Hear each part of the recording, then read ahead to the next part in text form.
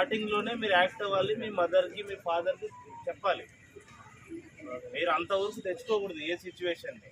ఎవరైనా ఏదైనా మీకు ఇంటిమిడియట్ భయానికి గురి చేస్తున్నాడా లేదా మీతో బాగా క్లోజ్ అవుతున్నారా అంటే అది స్టార్టింగ్ లోనే ముందే చెప్పగలగాలి. మీరు సైకలాజికలీ ఫిట్గా ఉండాలి. స్టార్టింగ్ లోనే మీరు ఆ డేంజర్ని గుర్తించగలగాలి.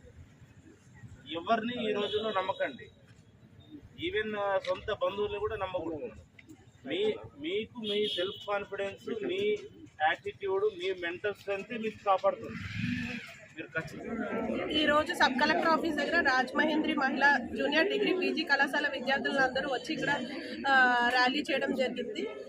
దీనికి ముఖ్య ఉద్దేశం ఏంటంటే, నిన్న విశాఖపట్నంలో చూసుకున్నట్టయితే ఒక లా చదువుతున్న విద్యార్థిని తను ప్రేమ పేరుతో అప్రోచ్ అయ్యి కో స్టూడెంట్ ఎవరైతే ఉన్నారో తిన ఫొటోస్, న్యూడ్ వీడియోస్ కూడా తీసి తను ఇది చేయడమే కాకుండా తన ఫ్రెండ్స్తో కూడా ప్రోత్సహించి సో తన మీద అత్యాచారానికి పాల్పడ్డారు.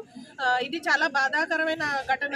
సో దీనికి అందరూ ప్రభుత్వం త్వరగా స్పందించి ఆ బాధితురాల కుటుంబానికి తక్షణమే తనకి ఏదైతే పరిహారం ఇవ్వాలో దాన్ని కాంపెన్సేట్ చేస్తారని మేము కోరుకుంటున్నాం.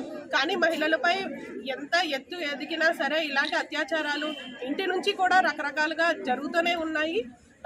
మనం ఏమనుకుంటున్నాం అంటే మహిళలు అన్ని రంగాల్లోనే ముందుకెళ్ళిపోతున్నారు, ఆర్థికంగా స్థిరపడుతున్నారు, అలాగే అవన్నీ నుంచి అంతరిక్షం దాకా మహిళ ఎదగలదు అని మన స్లోగన్స్ చెప్తున్నాం. కానీ ఇంకా మహిళల మీద జరుగుతున్న అత్యాచారాలు అలాగే జరుగుతూనే ఉన్నాయి. కొన్ని మాత్రమే బయటకు వస్తున్నాయి, కొన్ని బయటికి రాని ఘటనలు కూడా చాలా ఉంటున్నాయి.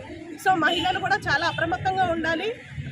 ఆ ఇన్సిడెంట్ జరగకుండా ముందే వీలే వైజ్గా రియాక్ట్ అయ్యి సో ఎవరైనా మన మీద అలా వస్తున్నారు అన్న సస్పెక్ట్ ఏదైనా ఉంటే ముందుగా ఇంట్లో ఇన్ఫార్మ్ చేయాలి.